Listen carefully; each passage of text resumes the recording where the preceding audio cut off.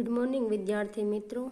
आज हम कक्षा 10 विषय हिंदी में 5वें चैप्टर मीरा के पद का अभ्यास करेंगे। इन्हें लिखा है मीराबाई जी ने, जिनका जन्म सन 1498 ईस्वी सन में हुआ था और निधन सन 1563 ईस्वी सन में हुआ था। श्री कृष्ण प्रेम की अनन्या गायिका मीरा का जन्म मेड़ता जिला जोधपुर के निकट कुड़की नामक गांव में राव रतन सिंह राठौड़ के यहाँ हुआ था।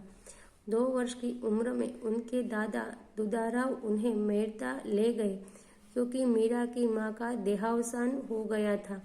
दुदाराव स्वयं वैष्णव भक्त थे। उस परिवेश के प्रभाव स्वरूप मीरा बचपन से ही कृष्ण भक्ति की ओर उन्मुख हो गई।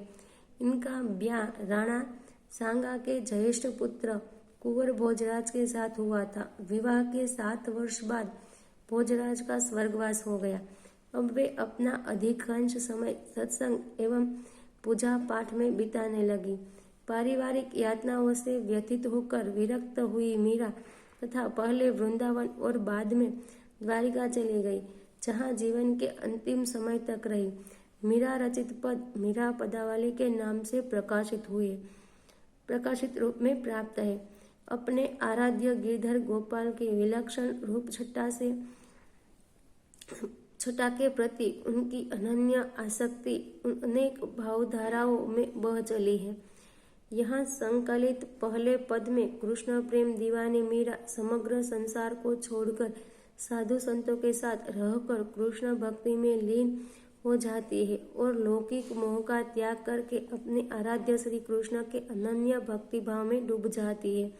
दूसरे पद में मीरा ने श्री कृष्ण नाम रूपी रत्न की प्राप्ति से उत्पन्न असीम आनंद को अभिव्यक्त करने का प्रयत्न किया है और सद्गुरु को पाकर भवसागर पार उतरने का आनंद कवयित्री को भाव विभोर कर देता है। तीसरे पद में कृष्ण भक्ति में मत वाली मीरा ने संसार त्याग की चरम सीमा पर पहुंचकर गिरधर नागर की शरणागति को स्वीकार किया है।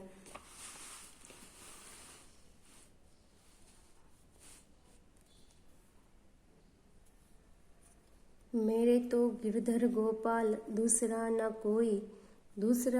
कोई साधो सकल लोक जोई। भाई छोड़िया बंधु छोड़िया सगा सोई। साधु संग बैठी बैठी लोक लाज खोई।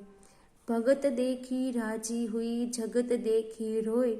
असुवन जल सींच प्रेम बेली बोय। दधी मथी ध्रुत काढ़ी लियो डार दई छोय। दधी यानी दूध और मथी यानी कि मथना, ध्रुत यानी घी, डार मतलब के एक और रख देना।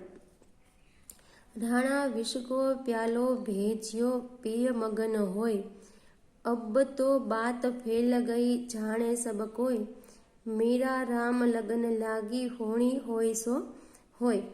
तो मेरे तो गिरधर गोपाल दूसरा न कोई। तो मीराबाई कहती है कि जिसने गिरी यानी पर्वत को उठा लिया था, वही श्री कृष्ण मेरे जीवन के एकमात्र आधार है। दूसरा न कोई साधो सकल लोक जोय।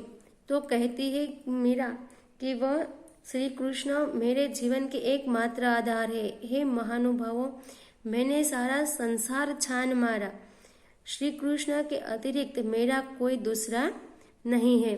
भाई छोड़िया बंधु छोड़िया सगा सोई। मीराबाई कहती है कि भगवान श्री कृष्ण के लिए मैंने अपने भाई बंधु तथा सभी सगे रिश्तेदारों को छोड़ दिया है। साधु संग बैठी बैठी लोक लाज खोई।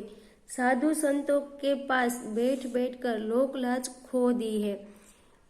भगत देख राजी हुई जगत देखी रोय।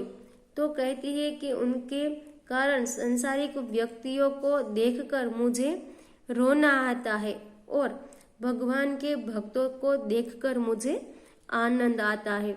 असुवन जल सींच प्रेम बेली बोय। तो यहाँ जो मीराबाई है वह कहती है कि उन्होंने गिरधर गोपाल की विरह में निरंतर बहती हुई आंसुओं के जल से प्रेम रूपी लता को रोपा है और उन्हें सींचा है। दधी मथी ध्रुत काढ़ी लियो डार दही छोय। मीराबाई कहती है को कि मथ कर दही को मथ कर घी निकाल लेने के बाद मथानी को एक ओर रख दिया जाता है। वैसे ही मैंने इस भव सागर का मंथन कर श्री कृष्ण के प्रेम रूपी सार तत्व को एकत्र कर लिया है और संसार को किनारे रख दिया है। राणा विष को प्यालो भेजियो पिय मगन होय। राणा जी मतलब कि मीरा के जो देवर है, उन्होंने जहर का प्याला भेजा था, लेकिन वह मीरा जो है उसे खुशी खुशी पी लेती है। अब तो बात फैल गई जाने सब कोई। मीराबाई कहती है कि अब तो श्री कृष्ण से उनका जो प्रेम है यह बात चारों ओर फैल चुकी है और इस बात की सबको जानकारी हो गई है। मीरा राम लगन लगी होनी होय सो होय। मीराबाई कहती है कि अब तो भगवान से उनकी लगन जो है वह लग गई, उनका मन जो है भक्ति में लग गया है। अब जो होना होगा वह होगा। दूसरा पद है,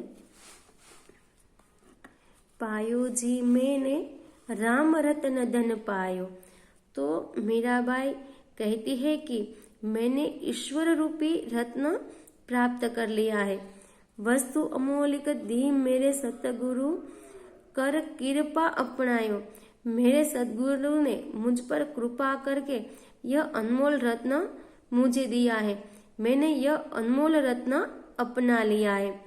जन्म जन्म की पूंजी पाई जग में सब खोवायो। मैंने इस संसार में अपनी लाज त्याग दी है और अब जन्म जन्मांतर की यह पूंजी जो है वह पा ली है, यानी कि भगवान की भक्ति की पूंजी जो है वह पा ली है। खर्चे नहीं कोई चोर न लेवे दिन दिन बढ़त सवायो। तो यह ऐसी पूंजी है जो न तो खर्च होती है और ना ही कोई चोर उसे चुरा सकता है। यह तो दिन और रात में वृद्धि करती है, यानी कि दिन रात इसमें वृद्धि ही होती रहती है। सत्य की नाव खेवटिया सतगुरु भवसागर तरी आयो। मीरा के प्रभु गिरधर नागर हरखी हरखी जस गायो। इतना ही नहीं, इनमें तो मीराबाई कहती है कि सच्चाई की इस नाव पर सवार होकर मैंने अपने सदगुरु रूपी खेवनहार के साथ संसार रूपी सागर पार कर लिया है। मेरा खुश होकर अपने भगवान कृष्ण का गुणगान करती है। तीसरा पद, पग घुंघरू बांध मीरा नाची रे, पग घुंघरू बांध मीरा नाची रे। तो मीराबाई भगवान श्री कृष्ण के प्रेम में दीवानी हो गई है। वे अपना सब कुछ भूल गई। वे अपने पैरों में घुंघरू बांधकर भगवान की भक्ति में लीन होकर नाच रही है। लोग कहे मीरा भाई बावरी, सास कहे कुल नासी रे। लोग कहते हैं कि मीरा दीवानी हो गई है और सास कहती है कि मीरा जो है वह उतने कुल के नाश करने वाली कुलनाशिनी हो गई। जहर का प्याला राणा जी ने भेजा, पीवत मीरा हासी रे। राणा जी जो है वह जहर का प्याला भेजते हैं मीरा को और मीरा जो है वह उन्हें हंसते हंसते हुए पी जाती है। मैं तो अपने नारायण की हो गई, आप ही दासी रे। यह सब देखकर मीराबाई जो है कहती है कि मैं तो अपने नारायण की हो गई हूँ और समर्पित कर दिया है। मैंने अपना सारा जीवन जो है वह अपने भगवान श्री कृष्ण के चरणों में समर्पित कर दिया है और मैं उनकी दासी बन गई हूँ। मीरा के प्रभु गिरिधर नागर बेग मिलो अविनाशी रे। तो मीराबाई कहती है कि हे गिरधारी भगवान श्री कृष्ण, आप अजर अमर है। हे प्रभु, आप मुझे शीघ्र दर्शन दीजिए। तो विद्यार्थी मित्रों, यहाँ हमारा 5वां चैप्टर जो है मीरा का पद वह समाप्त होता है। आशा करती हूँ कि आप सब लोग जो है इसे अच्छे से समझ गए होंगे। धन्यवाद।